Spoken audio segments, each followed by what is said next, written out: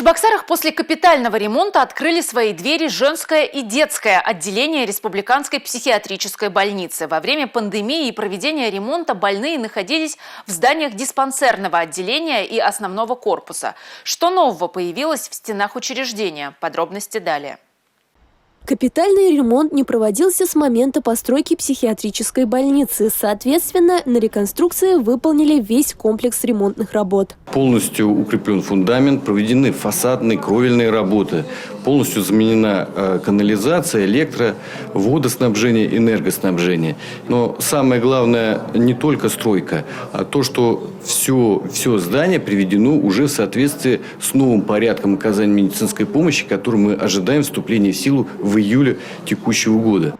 Это единственное психиатрическое отделение для детей в Чувашской республике. Здесь обследуются и лечатся дети с различной патологией психической сферы, включая расстройства аутистического спектра в возрасте от 3 до 15 лет. У нас организованы специальные комнаты, игровые, несколько игровых комнат, и мы будем использовать уже современные методы именно коррекции поведения, развития их психических функций.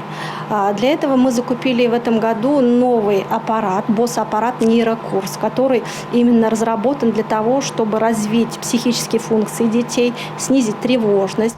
В отделении организовано обучение детей по общеобразовательной программе. Выделены 2 учебных класса, где дети в течение учебного года могут пройти обучение с учителями. Также здесь оборудована палата, предусматривающая пребывание родителей с ребенком, комната матери и ребенка. На 2-м этаже здания находится женское отделение. Здесь оказывают специализированную медицинскую помощь при психических расстройствах и расстройствах поведения подросткам и женщинам в возрасте от 15 лет и старше. Благодаря проведенному ремонту значительно расширилась палатная площадь. У нас стало 18 палат.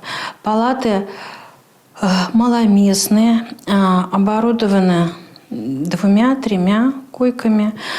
Согласно Санпину, 6 метров на пациента.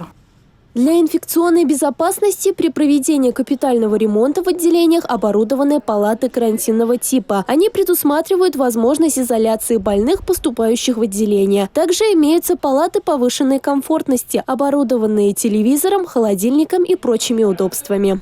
Милена Алексеева, Юрий Марков, Республика.